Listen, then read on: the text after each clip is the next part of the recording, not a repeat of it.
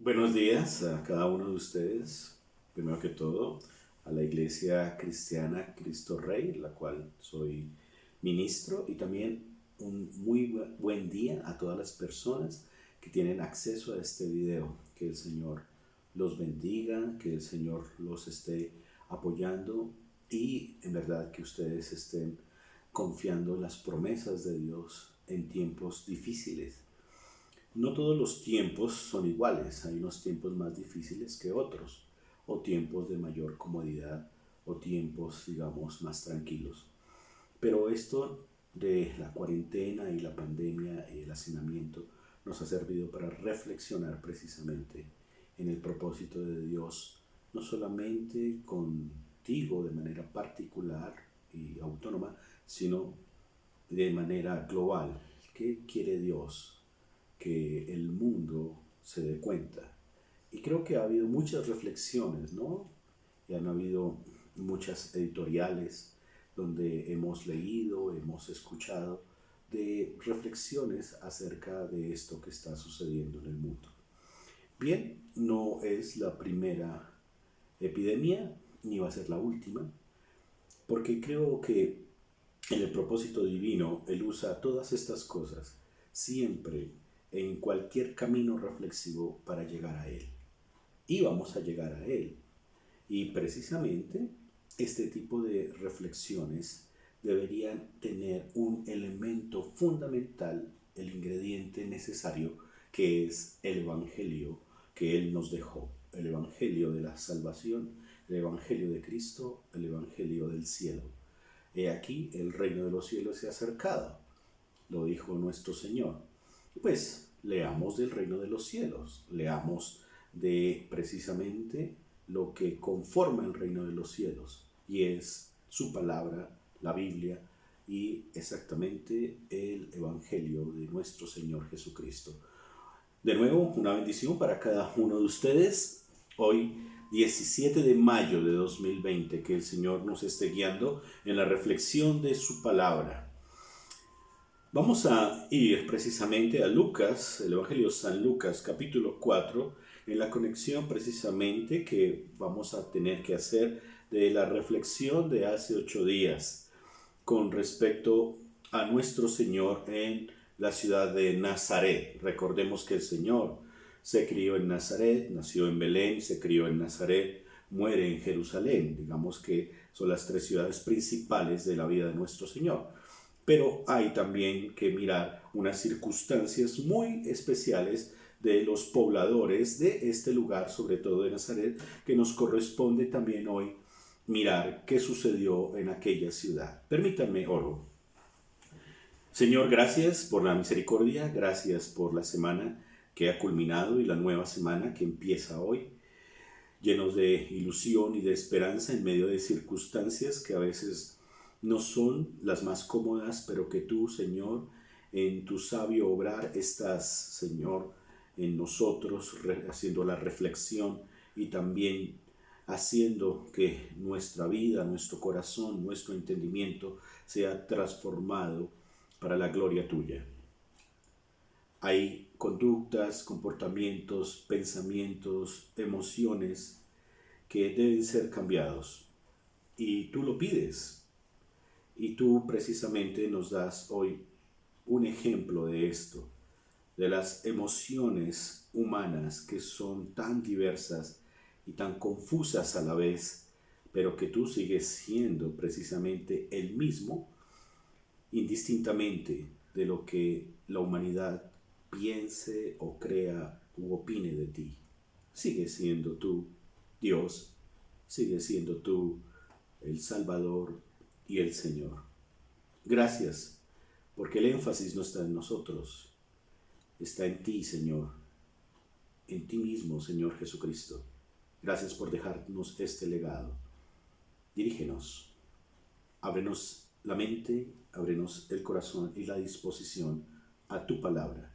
En Cristo Jesús. Amén.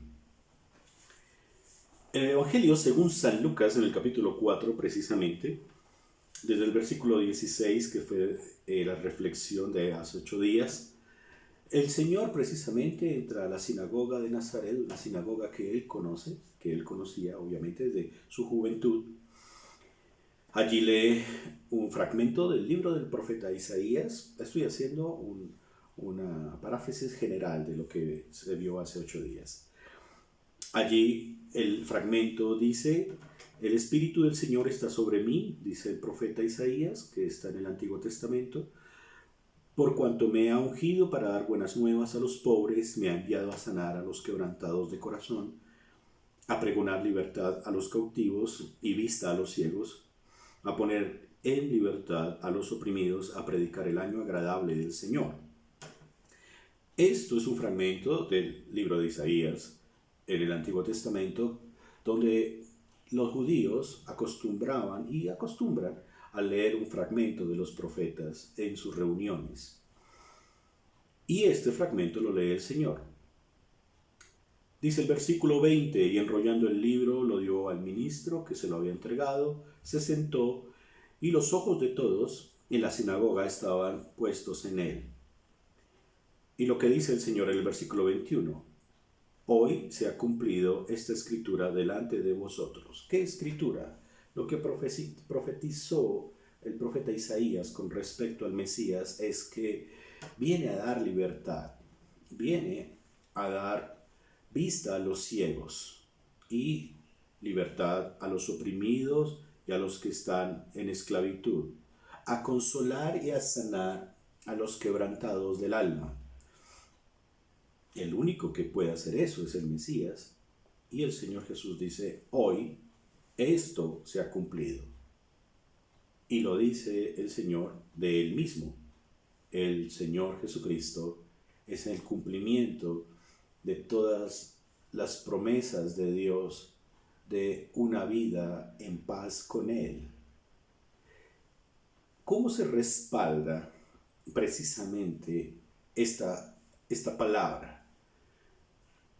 Los énfasis del Señor Jesucristo fueron enseñar, hablar, predicar, orientar, guiar, y respaldaba su discurso con señales o evidencias como sanidades, liberaciones de personas que estaban oprimidas por demonios. Hoy vamos a mirar eso precisamente.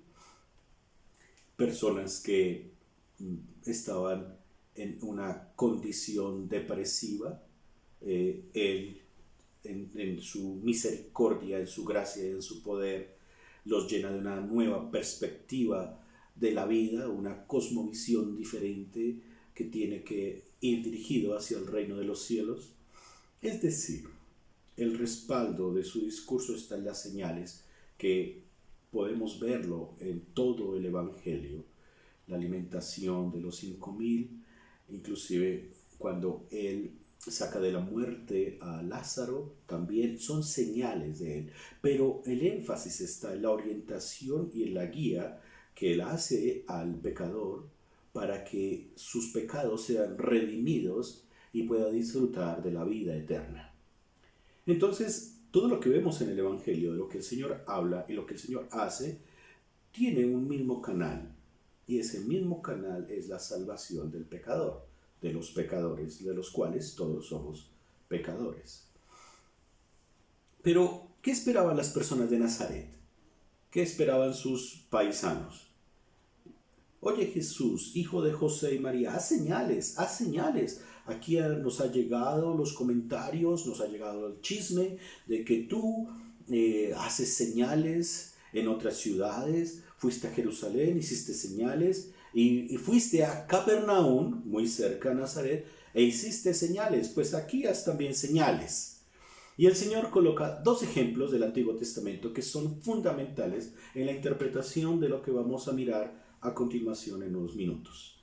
Él dice: hay dos profetas en el Antiguo Testamento, un profeta Elías, y dice así: y en verdad os digo que muchas viudas había en Israel, en el versículo 22, en los días de Elías, cuando el cielo fue cerrado por 3 años y 6 meses, y hubo una gran hambre en toda la tierra. Había una desgracia en aquel tiempo, del tiempo del profeta Elías.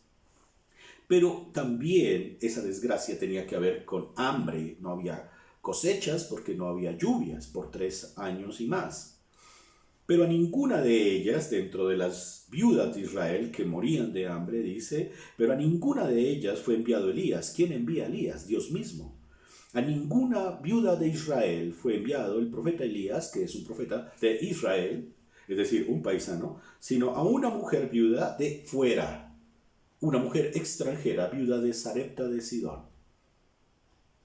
Una mujer en necesidad también, como las viudas de Israel, pero Elías fue enviado a esa viuda, la viuda de Sarepta de Sidón. ¿Para qué? Para que no muriera de hambre, para que el reino de los cielos en su mensaje llegara a esa casa. Y el otro ejemplo que da es de el profeta Eliseo, en tiempos también muy relacionados con el anterior profeta Elías, y dice, y muchos leprosos, una enfermedad, digamos, lamentable, difícil, infecciosa, había en Israel, había muchos leprosos en Israel, en tiempo del profeta Eliseo, pero ninguno de ellos fue limpiado, sino Naamán y el sirio, es decir, un extranjero. ¿Por qué responde el Señor así? Porque en la expectativa de sus paisanos estaba que él iba a hacer muchísimas señales, milagros tal vez, sanidades, dentro de su propia ciudad de crianza, Nazaret. Y él les dice, pues no voy a caer en la tentación de ser probado. Lo interesante es mirar el primer acercamiento que hacen las personas de Nazaret con respecto precisamente al Señor Jesucristo.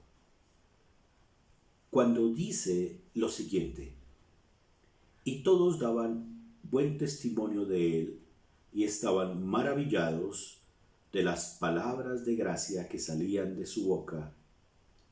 Eso fue la primera emoción de las personas de Nazaret.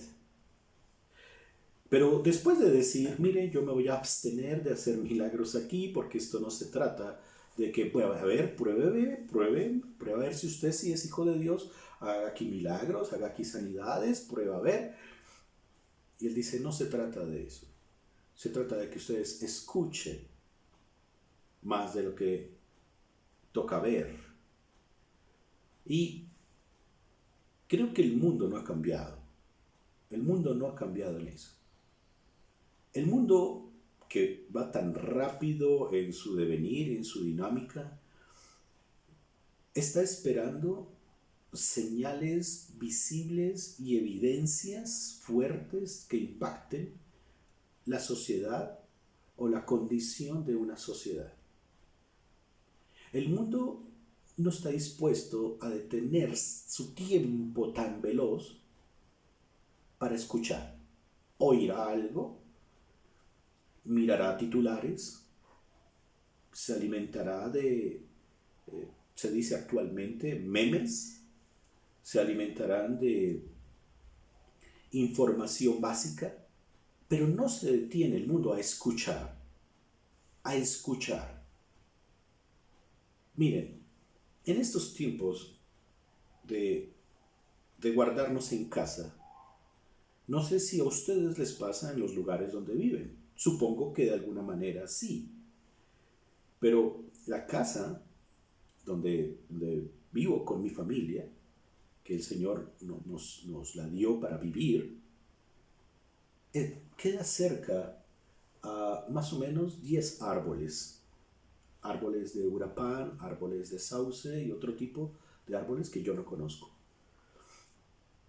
Pero lo interesante es que muy pocas veces en la vida afanada que teníamos escuchábamos el viento entre las ramas de los árboles.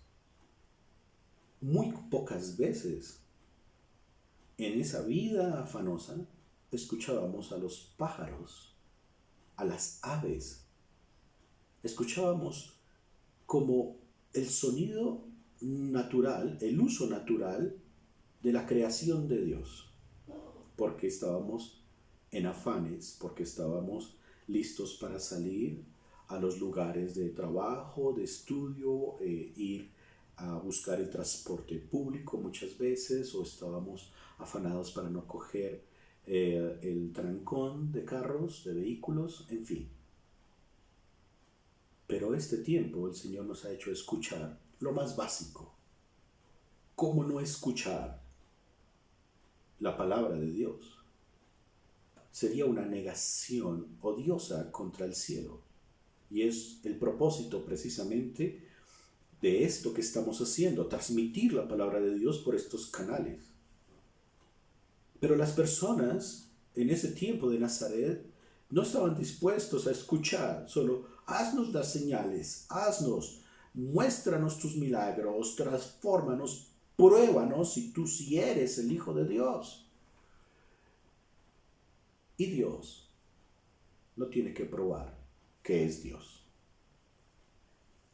¿Quiénes somos nosotros para decirle, Dios, muéstranos que tú eres Dios? Pues si alguno se atrevió alguna vez a decirle eso, pues ya dio la respuesta. Hay una pandemia y Él es Dios.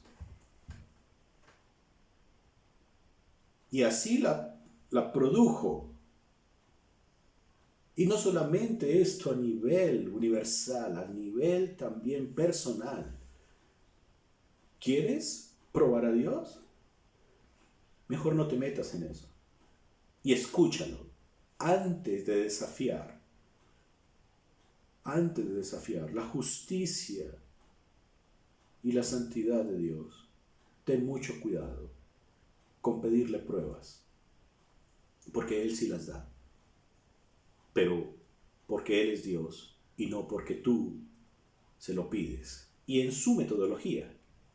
Así que estas personas, estos hombres, sobre todo de la sinagoga de Nazaret, como el Señor Jesucristo dijo, pues lo que pasa es que yo no voy a hacer señales porque ustedes la piden, es porque realmente hay necesidad y yo quiero hacerlo, y es la voluntad mía, es la voluntad de Dios, así como Elías y Eliseo en el Antiguo Testamento sanaron, ayudaron, bendijeron a otros que no eran propiamente paisanos.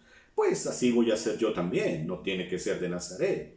Entonces, al escuchar esto, dijeron, versículo 28, todos en la sinagoga, vamos a llenarnos de ira, y si levantándose le echaron fuera de la ciudad y lo llevaron hasta la cumbre del monte y sobre el cual estaba edificada la ciudad de ellos para despeñarle, para tirarlo por un acantilado. Mas Él es Dios, Él pasó por el medio de ellos y se fue.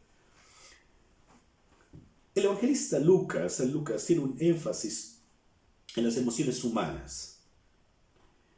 Y si vemos anteriormente, cuando el Señor estaba sentado con los hombres de la sinagoga, todos los hombres, e inclusive las otras personas decían, uy, qué hombre, qué maravilla de hombre, estamos impactados con este hombre. Aunque es hijo de José, un carpintero, y de una mujer humilde, María, pero qué hijo, qué hombre que se ha transformado. Pero en cuestión de minutos, esa admiración se convierte precisamente en ira y odio, porque no hizo la voluntad de los hombres. Y lo llevaron a una montaña, a una cumbre, querían tirarlo, pero el texto dice que no fue posible. Esas son las mismas emociones que vemos, y hay un video precisamente que trata de esto, en la Semana Santa, el Domingo de Ramos, las alabanzas al Mesías que entra sentado en un burrito, entra a Jerusalén, llega. Pero 5 días después, el viernes, ya los gritos no eran de alabanza, de Hosana al Hijo de David, Hosana al que viene en el nombre de Dios, sino eran gritos de crucifícale, crucifícale. Esas son las emociones humanas. Por eso no hay que confiar en las emociones, sobre todo en lo que tiene que ver en la conceptualización de la idea de Dios. Hay tantas ideas de Dios como personas en el mundo. Hay unas personas que creen una cosa de Dios, otra cosa de Dios, otra cosa de Dios, y eso se vuelve subjetivo. Por eso, a la larga, tenemos que buscar objetividad. Y la objetividad está en lo que Dios dejó de su propio pecunio, de su propia palabra, que es lo más objetivo. Y es la Biblia, la palabra de Dios objetiva que habla acerca de Él. No es un teléfono roto, es un mensaje exacto de quién es Él. Y lo quiso revelar. ¿Quieres conocer a Dios? No busques los criterios en otras personas, búscalo en la Biblia, búscalo en las escrituras que Él dejó. Por eso la Biblia se le llama la palabra de Dios. Puedes tener muchas experiencias practicando, siguiendo otros credos, otras ideas de Dios, pero tendrás que preguntarte en algún momento qué es lo más objetivo en cuanto a la idea exacta de quién es Dios. Y ojalá, guiado por Dios mismo, te des cuenta que lo más objetivo que hay es lo que Dios habla de sí mismo en la Biblia. Pido a Dios que sea así. Entonces, viendo pues el Señor Jesucristo que en Nazaret no era bien recibido, es más, fue expulsado, está este texto, versículo 31 al 37 de Lucas, capítulo 4, lo voy a leer de corrido. Descendió Jesús a Capernaum, ciudad de Galilea, y les enseñaba en los días de reposo, y se admiraban de su doctrina, porque su palabra era con autoridad.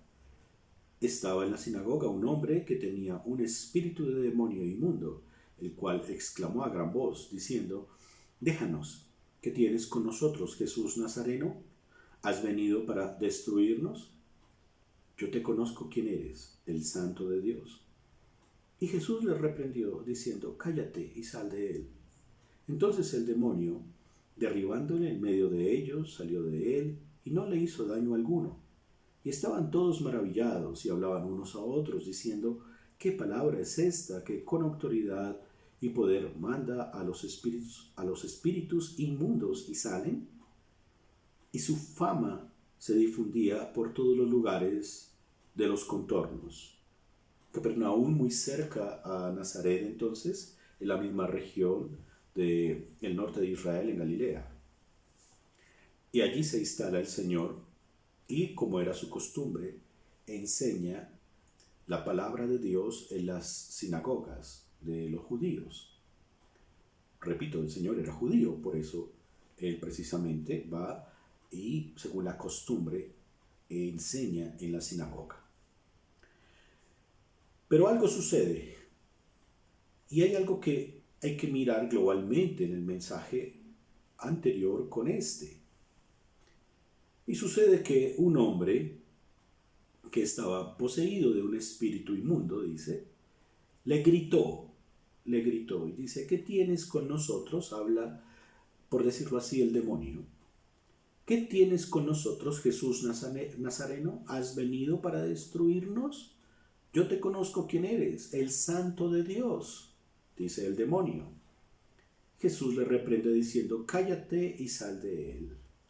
Entonces el demonio, derribándole en medio de ellos, salió de él y no le hizo daño alguno. Salió del hombre que estaba poseído. No entrando en muchos detalles en cuanto a la posesión, no es el tema específico, pero sí hay un tema precisamente que está permeado en todo este texto. Y tiene que ver con la autoridad de Cristo. Ya les había dicho en el texto anterior que no porque las personas digan: oiga, haga señales, Él las hace. Los fariseos le dijeron eso.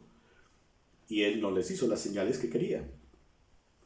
Es Dios, es el Rey de Reyes, Señor de Señores. El que está sobre todas las personas y todas las situaciones del mundo. El Rey soberano, el creador del universo, el que precisamente responde a su propia creación conforme a su voluntad.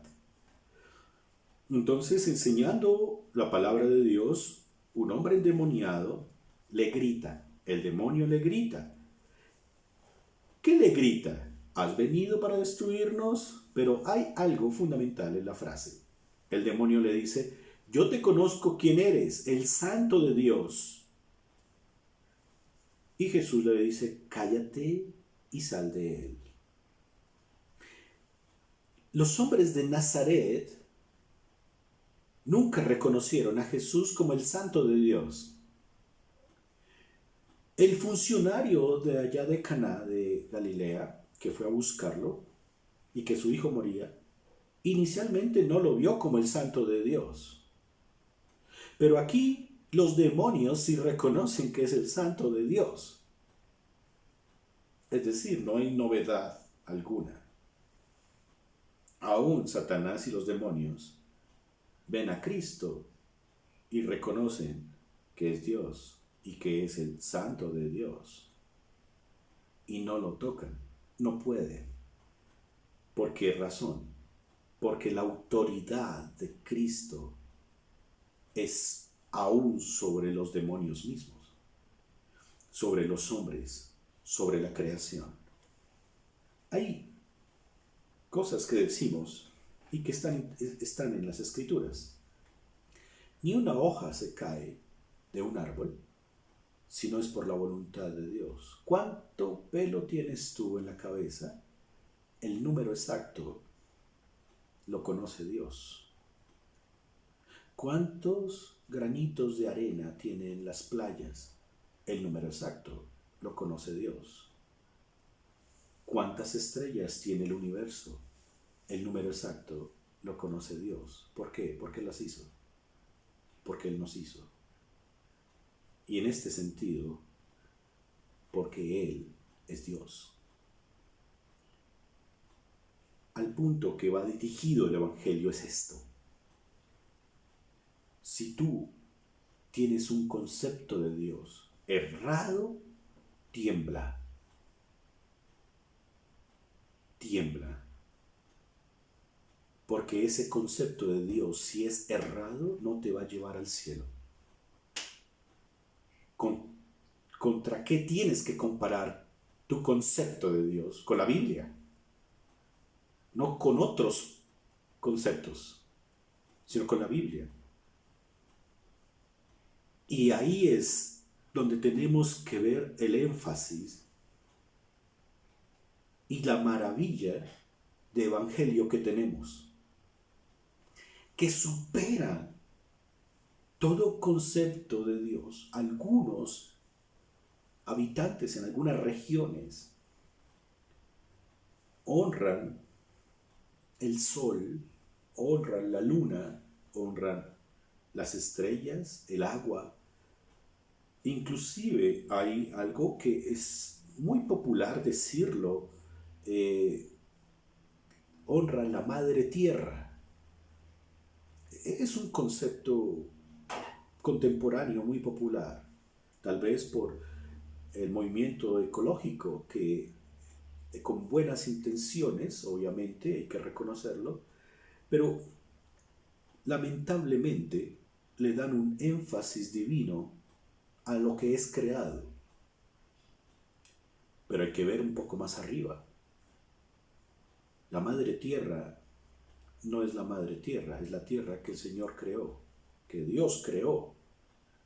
Honrar la madre tierra es más bien cuidar la tierra que el Señor nos dio.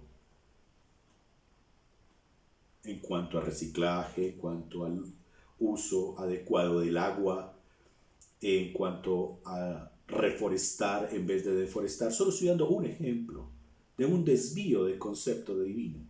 Un desvío que, aunque surge como una idea noble, es fácil desviarse por los énfasis humanos temporales que tenemos. Pero Dios no deja de ser el mismo Dios de siglos, el presente y el futuro es el mismo Dios. Y es el mismo Cristo. Ellos no van a cambiar porque la humanidad tenga un concepto diferente de ellos. De la opinión de la humanidad no se sostiene la Trinidad. La Trinidad se sostiene en sí misma porque es Dios. Lo lamentable es que muchas personas en esta vida están muriéndose con un concepto de Dios equivocado y ya cuando se dan cuenta es muy tarde. Por eso quiero que tú pienses en esto, en que cuando nos maravillamos de Cristo, sea por sus palabras en el reino de los cielos, del reino de los cielos. Cuando nos maravillamos de Cristo, sea porque nos maravillamos de las promesas del reino de los cielos en nuestras vidas. Cuando nos maravillamos de Cristo, también es porque Él ha dado señales particulares a nuestra vida, a nuestro hogar, a nuestra sociedad y al mundo, las cuales reconocemos. Hoy domingo 17 de mayo, tú te estás levantando y estás viendo una mañana soleada, un sol que Dios puso ahí, un aire, estás respirando el aire de Dios, Dios te está dando el aire para respirar, estás haciendo tu desayuno, vas a almorzar, vas a cenar con el alimento que Dios te da, vas a estar en compañía o solo, pero es algo que el Señor te está permitiendo. Es, en resumen, tu vida es un permiso que Dios te da. Ahí no cabe ninguna prueba más en decirle a Dios, pruébame si tú eres Dios. Ya lo probó. Sigues con vida y con la gran oportunidad de creer en Cristo como tu Salvador y Señor. Y que todo lo que hacemos, todo, debe buscar la gloria de Él. En el último ejemplo que di, hay que cuidar la naturaleza, no para enojar, no enojar la madre tierra, sino para no enojar al Creador. Porque eso, este mundo, Él lo creó para nuestro bienestar y lo hemos acabado por nuestro egoísmo. Pero ¿qué más hemos acabado? Las relaciones personales. ¿Qué más hemos acabado? Cuando hay un mal y falso concepto de Dios. Todas las demás ideas y relaciones se deterioran, se dañan. Y empezamos a orar por nuestra propia opinión. Y empezamos a ser subjetivos en la aplicación de los criterios de amor, criterios de justicia, criterios de santidad, criterios de misericordia, porque en la medida que tenemos un falso concepto de Dios, crece mi propio ego. ¿Quiénes son realmente los enemigos de Dios? Eres tú mismo y yo mismo. Cuando tengo una idea diferente de lo que Dios es y ha hablado. Eso le pasó a los de Nazaret, y eso le pasó a los fariseos, y eso le pasa a mucha gente que piensan que porque tienen derecho a tener un pensamiento y a expresarlo con una libertad de opinión, también tienen el derecho de oprimir, porque sencillamente hay que siempre expresar lo que se siente, así sea contra el cielo. Pero esas cuentas el Señor las lleva. Y lo que nos muestra el Evangelio de San Lucas es que Él no deja de ser Dios y que aún los demonios tiemblan frente a Él. ¿Tú tiemblas frente a Él? ¿Te detienes por un instante antes de mencionar el nombre de Dios? ¿Te detienes a pensar o a sentir si estás honrando el nombre de Dios? ¿Te detienes por un instante a pensar si la decisión que vas a tomar es una decisión que honra a Dios, así sea algo que te guste, porque estamos realmente tergiversando quién es Dios. Dice las Escrituras para finalizar: el demonio que estaba en el hombre, versículo 35, derribándole en medio de ellos, salió de él y no le hizo daño alguno. Y estaban todos maravillados y hablaban unos a otros diciendo: ¿qué palabra es esta que con autoridad y poder manda a los espíritus inmundos y salen? Y su fama se difundía en todos los lugares. Pero ¿qué usó Dios? ¿Qué usó el Señor Jesús para liberar a este hombre que estaba oprimido de Satanás? Dice su propia palabra. Es la palabra que nos libera. La palabra de Dios es la que nos da la luz en la oscuridad, la que nos da vista, porque estábamos ciegos. Es la promesa del profeta Isaías cumplida, y ese es solamente en Cristo. Esa es la buena noticia de salvación. Esa es precisamente la buena nueva del Evangelio. Realmente es una bendición especial creer en el Evangelio, porque asimismo toda nuestra vida se ordena y podemos tener los criterios más claros en todo lo que opinamos, en todo lo que pensamos y en todo lo que sentimos. Gracias a Dios por la palabra que nos da el Señor. Gracias a Dios por la palabra que Él mismo nos da a nuestro corazón para ser transformado al carácter de Él. Esa otra gran bendición del Evangelio. Nos empezamos a parecer a Cristo, a nuestro Señor. Y una última cosa, descansamos. Descansamos. ¿Qué pasará mañana? ¿Qué pasará en una semana? ¿Qué pasará en unos meses? ¿Qué pasará en unos años? No sabemos. No sabemos. Él sí. Y como Él sí lo sabe, descansamos en que Él sí lo sabe. Y busca lo mejor para sus hijos. Busca lo mejor para todo aquel que cree en Él. Y busca lo mejor. Toda decisión de Dios sobre ti es conveniente. Toda decisión de Dios sobre tu vida conviene y trae mucho fruto, un fruto especial, un resultado de bendición, que tal vez en el momento presente puede que no lo veas por las circunstancias, pero cuando vas a mirar atrás te vas a dar cuenta que ha sido de mucho provecho para tu vida. Gracias al Señor por su palabra. Gracias al Señor porque en esta mañana dominical podemos acercarnos a Él de una manera libre al trono de la gracia y decir: gracias Dios por mostrarte a mi vida de una manera tan clara en tu Hijo Jesucristo. Que el Señor te bendiga. Amén.